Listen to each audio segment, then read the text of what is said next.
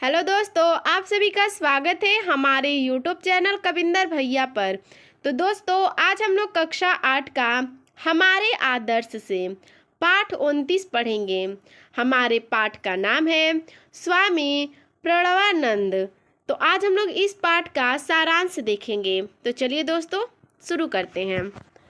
भारत सेवाश्रम संघ के संस्थापक स्वामी प्रणवानंद जी का जन्म 29 जनवरी सन 1886 को माघी पूर्णिमा के दिन वर्तमाने बंगाल देश के फरीदापुर जिले के बाजितपुर नामक गांव में हुआ था। देखिए दोस्तों, ये जो है स्वामी प्रणवानंद, इनका जो है ये भारत सेवाश्रम संघ के संस्थापक थे। ठीक है, इनका जन्म हुआ था 29 जनवरी 1886 ईस्वी को माघी पूर्णिमा के दिन। ठीक है, वर्तमान बंगाल देश के जो फरीदपुर जिले के, जो इनके जिला का नाम था फरीदपुर, ठीक है, और इनके गांव का नाम था बाजितपुर, वहां पे इनका जन्म हुआ था।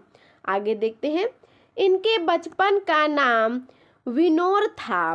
ठीक है, इनके बचपन का नाम क्या था? तो विनोर था। इनके पिता का नाम विष्णुचरण दास तथा माता का नाम शारदा देवी था। देखिए, इनके पिताजी का नाम था विष्णुचरण दास और माताजी का नाम था शारदा देवी। आगे देखते हैं। वे बचपन से ही शांत स्वभाव तथा बुद्धिमान थे। देखिए दोस्तों, ये जो थे ये बचपन से ही शांत स्वभाव के और बुद्धिमान थे। ठीक है, आगे देखते हैं। वे प्रायः किसी वृक्ष के नीचे ध्यान मग्न रहते थे। देखिए दोस्तों, ये जो थे वो प्रायः यानी कि हमेशा ही सुबह सुबह में ये वृक्ष के नीचे ध्यान मग्न रहते थे। गांव की पाठशाला से प्राथमिक शिक्षा के बाद उन्होंने अंग्रेजी हाई स्कूल में प्रवेश लिया। देखिए दोस्तों, इन्होंने क्या किया कि जो अपने गांव के पाठशाला से ही प्राथमिक शिक्षा इन्होंने लिया, उसके बाद ये अंग्रेजी पढ़ने के लिए हाई स्कूल में प्रवेश लेते हैं। इस समय पढ़ाई की अपेक्षा वे साधना एवं चिंतन में अधिक सक्रिय रहते थे। अर्थात ये जो थे वो पढ़ाई तो करते थे, लेकिन उसके अपेक्षा ये इनको साधना और चिंतन करना, उसके प्रति ये ज़्यादा सक्रिय थे। आगे देखते हैं। वे शुद्ध शाकाहारी थे तथा ब्रह्मचर्य साधना पर उनका विशेष बल था। देखिए दोस्तों, ये शुद्ध शाकाहारी थे और ये ब्रह्मचारी भी थे। गांव वाले उन्हें विनोद ब्रह्मचारी के रूप में जानते थे। वहाँ के जो लोग थे, उनके गांव के जो लोग थे, उनको विनोद ब्रह्मचारी के रूप में या उसके नाम से इन्हें जानते थे। आगे देखते हैं। जब वे 10वीं कक्षा के विद्यार्थी थे, तभी उनके संन्यास की प्रबल इच्छा को जानकर उनके शिक्षक ने गोरखपुर के नाथ संप्रदाय के प्रमुख योगीराज गंभीर नाथ के शरण में जाने की सलाह दी। जब ये 10वीं कक्षा में थे तो इनके गुरुजी को पता चलता है कि ये संन्यास में ये इच्छुक हैं। तो इनके गुरुजी कहते हैं कि तुम गोरखनाथ के नाथ संप्रदाय के जो प्रमुख योगी राज गंभीर नाथ हैं, उनकी शरण में तुम चले जाओ। वहाँ पे ये जाने के लिए सलाह उनको देते हैं। गोरखपुर जाने के बाद इन्होंने बाबा गंभीर नाथ से दीक्षा ग्रहण की तथा वहाँ कुछ दिन साधना करने के बाद अपने गुरु की सलाह पर वे काशी चले गए और वहाँ गंगा किनारे 80 घाट पर साधना करने लगे। फिर अपने गुरु की बात मानकर ये गोरखपुर जाते हैं। गोरखपुर जाकर ये बाबा गंभीर नाथ से ये शिक्षा ग्रहण करते हैं। वहाँ पे ये दिन भर साधना करते रहते हैं। फिर गुरु की यह सलाह लेते हैं और काशी चले जाते हैं। काशी में जाकर जो गंगा किनारे 80 घाट है, वहाँ पे ये साधना करने लगते हैं।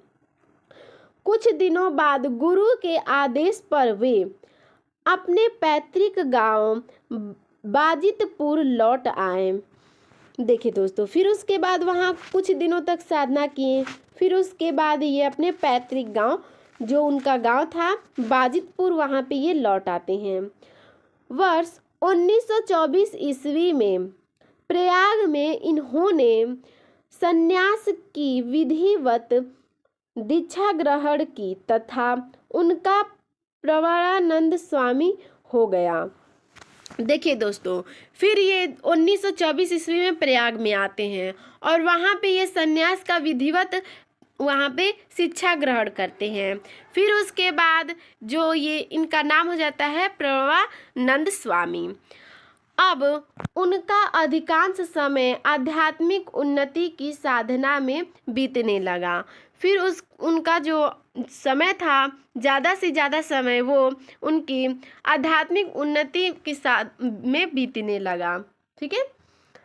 वर्ष 1917 ईस्वी में उन्होंने भारत सेवाश्रम संघ की स्थापना की। देखिए दोस्तों, इन्होंने भारत सेवाश्रम संघ की स्थापना कितने ईस्वी में की थी? तो 1917 ईस्वी में। आगे देखते हैं। संत ने अकाल, बाढ़ तथा अन्य प्रकृति आपदा पीड़ितों की खूब सहायता की। ये जो थे, इनकी जो संस्था थी, वो अकाल या बाढ़ या अन्य प्रकृति जिससे आपदाओं से जो पीड़ित लोग थे उनकी सहायता की। आगे देखते हैं। उन्होंने शक्ति साधना एवं शक्तिशाली राष्ट्रीय गठन के प्रचार प्रसार के लिए सन 1929 में भारत सेवाश्रम संघ की प्रमुख पत्रिका प्रबल का प्रकाशन आरंभ किया। देखिए दोस्तों, इन्होंने जो शक्ति साधना और शक्तिशाली राष्ट्रीय गठन के प्रचार प्रसार के लिए सन 1929 में भारत सेवाश्रम संघ की मुख्य पत्रिका का, ठीक है, इसके मुख्य पत्रिका का प्रकाशन कब हुआ था? तो 1929 ईस्वी में। ठीक है। आगे देखते हैं। स्वामी प्रणवानंद ने पश्चिम बंगाल के भारत के साथ जोड़ने में महत्वपूर्ण भूमिका निभाई। ये जो थे स्वामी, उन्होंने पश्चिम बंगाल को भारत के साथ जोड़ने में इन्होंने महत्वपूर्ण भूमिका निभाई थी। इसके लिए इन्होंने डॉक्टर श्याम प्रसाद मुखर्जी को आगे बढ़ाया और बंगाल के पश्चिमी हिस्से को भारत से सम्मिलित करने के लिए ब्रिटिश शासन को विवश कर दिया, जो आज पश्चिम बंगाल के नाम से जाना जाता है। इन्होंने उसको मिलाने के लिए डॉक्टर श्याम प्रसाद मुखर्जी को आगे किया। ठीक है। और बंगाल के पश्चिमी हिस्से को भारत में सम्मिलित करने के लिए जो ब्रिटिश शासन थे उसको इन्होंने विवश कर दिया और उसे जो जोड़ा गया, जो सम्मिलित किया गया, उसे आज पश्चिम बंगाल के नाम से जाना जाता है। आज आगे देखते हैं। आजीवन समाज व राष्ट्रीय सेवा हेतु कठोर परिश्रम करते हुए इस विलक्षण महापुरुष ने 8 जनवरी 1941 को अपना स्थूल शरीर त्याग दिया, अर्थात मृत्यु हो गई। कब इनका मृत्यु हुआ था?